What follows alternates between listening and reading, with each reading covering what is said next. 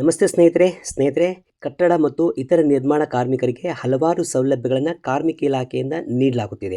ಯಾಕೆಂದರೆ ಇಡೀ ದೇಶವು ಅಭಿವೃದ್ಧಿಯಾಗಬೇಕಂದ್ರೆ ಮತ್ತು ಪ್ರತಿನಿತ್ಯದ ಮೂಲಭೂತ ಸೌಕರ್ಯಗಳು ಸಾರ್ವಜನಿಕರಿಗೆ ತಲುಪಬೇಕಂದ್ರೆ ಕಾರ್ಮಿಕರ ಶ್ರಮ ಅತ್ಯವಶ್ಯಕವಾಗಿರುತ್ತೆ. ಅಂತಹ ಶ್ರಮಿಕ ಕಾರ್ಮಿಕರು ಬೆಳಗ್ಗೆಯಿಂದ ಸಾಯಂಕಾಲದವರೆಗೂ ಕೆಲವೊಂದು ಸಲ ಅವಶ್ಯಕತೆ ಇದ್ದಾಗ ಹಗಲು ರಾತ್ರಿ ಸಮಯವನ್ನು ಲೆಕ್ಕಿಸದೆ ಕೆಲಸ ಮಾಡ್ತಾ ಇರ್ತಾರೆ. ಸೊ ಅಂತಹ ಕಾರ್ಮಿಕರಿಗೆ ರಕ್ಷಣೆ ನೀಡುವ ನಿಟ್ಟಿನಲ್ಲಿ ಅಥವಾ ಆ ಕಾರ್ಮಿಕರಿಗೆ ಕೆಲಸದ ಸಮಯಗಳಲ್ಲಿ ಜೀವಕ್ಕೇನಾದರೂ ಅಪಾಯವಾದರೆ ಅವರನ್ನು ನಂಬಿಕೊಂಡಿರುವಂತಹ ಕುಟುಂಬಗಳಿಗೆ ಜೀವನವನ್ನು ಸುಧಾರಿಸಿಕೊಳ್ಳಲು ಅಥವಾ ಜೀವನೋಪಾಯವನ್ನು ಕಂಡುಕೊಳ್ಳಲು ಹೀಗೆ ಇನ್ನಿತರ ಹಲವಾರು ತೊಂದರೆಗಳಿಗೆ ಪರಿಹಾರ ನೀಡುವ ನಿಟ್ಟಿನಲ್ಲಿ ಅನೇಕ ಯೋಜನೆಗಳನ್ನ ಜಾರಿಗೆ ತಂದಿದೆ. ಸೊ ಈ ಎಲ್ಲ ಯೋಜನೆಗಳನ್ನ ಪಡೆದುಕೊಳ್ಳಬೇಕಂದ್ರೆ ಮೊದಲು ಕಾರ್ಮಿಕ ಇಲಾಖೆಯಲ್ಲಿ ನೋಂದಣಿಯನ್ನ ಮಾಡಿಕೊಂಡು ಲೇಬರ್ ಕಾರ್ಡ್ ಅನ್ನ ಪಡೆದುಕೊಳ್ಬೇಕಾಗುತ್ತೆ. ಹಾಗಾದ್ರೆ ಈ ಲೇಬರ್ ಕಾರ್ಡ್ ಅನ್ನ ಪಡೆದುಕೊಳ್ಬೇಕಂದ್ರೆ ಯಾವ ಕ್ರಮಗಳನ್ನ ಅನುಸರಿಸಬೇಕು ಮತ್ತು ಯಾವ ಅರ್ಹತೆಗಳನ್ನ ಹೊಂದಿರಬೇಕು ಮತ್ತು ಯಾವ ದಾಖಲೆಗಳನ್ನ ಹೊಂದಿರಬೇಕು ಹಾಗೂ ಯಾವ ವೃತ್ತಿಯಲ್ಲಿ ಕೆಲಸ ಮಾಡುವವರಿಗೆ ನೋಂದಣಿ ಮಾಡಿಕೊಳ್ಳುವುದಕ್ಕೆ ಅವಕಾಶವಿರುತ್ತೆ ಅನ್ನುವಂತಹ ಈ ಸಂಪೂರ್ಣವಾದ ಮಾಹಿತಿಯನ್ನು ಈ ವಿಡಿಯೋದಲ್ಲಿ ತಿಳಿದುಕೊಳ್ಳೋಣ.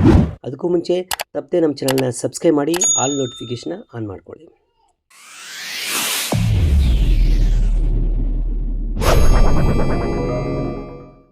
ಸ್ನೇಹಿತರೆ, ಮೊದಲಿಗೆ ಈ ಕಾರ್ಮಿಕ ಇಲಾಖೆಯ ಕಟ್ಟಡ ಮತ್ತು ಇತರ ನಿರ್ಮಾಣ ಕಾರ್ಮಿಕರ ಮಂಡಳಿಯಲ್ಲಿ ನೋಂದಣಿ ಮಾಡಿಸಿಕೊಳ್ಬೇಕಾದ್ರೆ ಕೆಲವು ನಿರ್ದಿಷ್ಟ ಕೆಲಸಗಳಿಗೆ ಮಾತ್ರ ಅವಕಾಶವಿರುತ್ತೆ.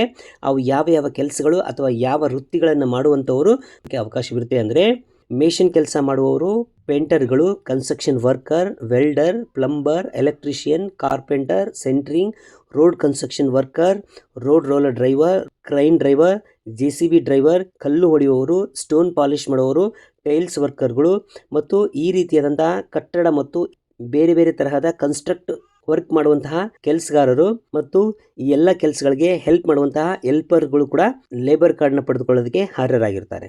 ಓಕೆ, ಇವಾಗ ಲೇಬರ್ ಕಾರ್ಡ್ನ ಪಡ್ಕೊಳ್ಬೇಕಂದ್ರೆ ನಾವು ಯಾವ ದಾಖಲೆಗಳನ್ನ ಹೊಂದಿರಬೇಕು ಅಂದರೆ ಫಲಾನುಭವಿಯ ಆಧಾರ್ ಕಾರ್ಡ್, ಬ್ಯಾಂಕ್ ಪಾಸ್ಬುಕ್, ಕುಟುಂಬ ಸದಸ್ಯರ Aadhaar card, ration card, Aadhaar card link ಇರುವ ಮೊಬೈಲ್ ನಂಬರ್ ಮತ್ತು ನೀವು ಕೆಲಸ ಮಾಡಿರುವ ಬಗ್ಗೆ ಉದ್ಯೋಗ ಪ್ರಮಾಣಪತ್ರ ಮತ್ತು ಸ್ವಯಂ ಘೋಷಣಾ ಪ್ರಮಾಣಪತ್ರ ಈ ಎರಡೂ ಫಾರ್ಮ್ಗಳಿಗೆ ಮಾಲೀಕರ ಅಥವಾ ಗುತ್ತಿಗೆದಾರರ ಸಹಿಯನ್ನು ಪಡೆದುಕೊಂಡು ಅರ್ಜಿ ಸಲ್ಲಿಸುವ ಸಮಯದಲ್ಲಿ ಎಲ್ಲ ದಾಖಲೆಗಳನ್ನ ಸಲ್ಲಿಸಬೇಕಾಗಿರುತ್ತೆ.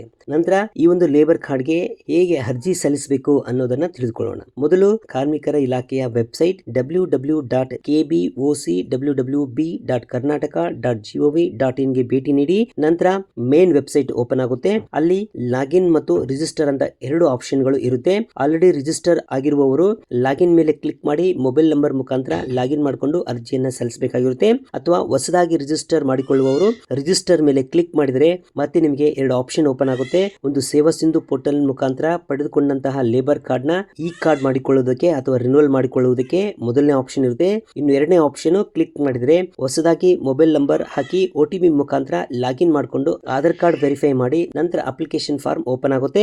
ಆ ಫಾರ್ಮ್ ನ ಸಂಪೂರ್ಣವಾಗಿ ಭರ್ತಿ ಮಾಡಿ ಅರ್ಜಿ ಸಲ್ಲಿಸಬೇಕಾಗುತ್ತೆ. ಅನಂತರ ಅರ್ಜಿ ಸಲ್ಲಿಸಿದ 45 ದಿನಗಳ ನಂತರ ನಿಮಗೆ ಲೇಬರ್ ಕಾರ್ಡ್ ಲಭ್ಯವಾಗುತ್ತೆ. ಸೊ ಈ ರೀತಿಯಾದಂತಹ ಕ್ರಮಗಳನ್ನು ಅನುಸರಿಸಿದರೆ ನೀವು ಲೇಬರ್ ಕಾರ್ಡ್ನ ಪಡೆದುಕೊಳ್ಳಬಹುದು. ಇನ್ನು ಬಹುಮುಖ್ಯವಾದ ಒಂದು ಸೂಚನೆ ಏನಂದ್ರೆ, ನಾವು ಈಗಾಗಲೇ ತಿಳಿಸಿದ ಕೆಲವು ಸೀಮಿತ ಕೆಲಸಗಳನ್ನ ಮಾಡುವವರು ಹೊರತಾಗಿ ಕೂಲಿ ಕಾರ್ಮಿಕರು ಅಥವಾ ಬೇರೆ ಕೆಲಸಗಳನ್ನ ಮಾಡುವಂತವರು ನೋಂದಣಿ ಮಾಡಿಸಿಕೊಳ್ಳುವುದಕ್ಕೆ ಅವಕಾಶ ಇರುವುದಿಲ್ಲ. ಒಂದು ವೇಳೆ ನೋಂದಣಿ ಮಾಡಿಕೊಂಡು ಲೇಬರ್ ಕಾರ್ಡ್ನ ಪಡೆದುಕೊಂಡಿದ್ರೆ ಮತ್ತೆ ನಿಮ್ಮ ಲೇಬರ್ ಕಾರ್ಡ್ ಕ್ಯಾನ್ಸಲ್ ಆಗುವಂತಹ ಚಾನ್ಸಸ್ಗಳು ಇರುತ್ತೆ.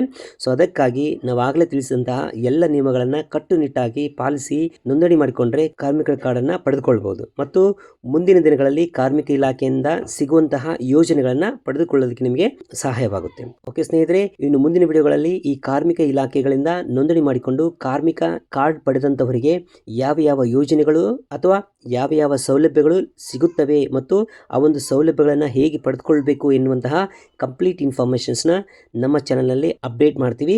ಸೊ ಅದಕ್ಕಾಗಿ ಮಿಸ್ ಮಾಡದೆ ನಮ್ಮ ಚಾನಲ್ನ ಸಬ್ಸ್ಕ್ರೈಬ್ ಮಾಡಿಕೊಂಡು ಆಲ್ ನೋಟಿಫಿಕೇಶನ್ ಆನ್ ಮಾಡ್ಕೊಳ್ಳಿ. ಹಾಗೆ ನಿಮ್ಮ ಸ್ನೇಹಿತರಿಗೆ ಮತ್ತು ನಿಮ್ಮ ವಾಟ್ಸಪ್ ಗ್ರೂಪ್ಗಳಲ್ಲಿ ಶೇರ್ ಮಾಡಿ. ಓಕೆ ಸ್ನೇಹಿತರೆ, ಇಂತಹ ಮತ್ತಷ್ಟು ಉಪಯುಕ್ತ ಮಾಹಿತಿಗಳ ಜೊತೆ ಮುಂದಿನ ವಿಡಿಯೋದಲ್ಲಿ ಮತ್ತೆ ಸಿಗೋಣ. ಧನ್ಯವಾದಗಳು.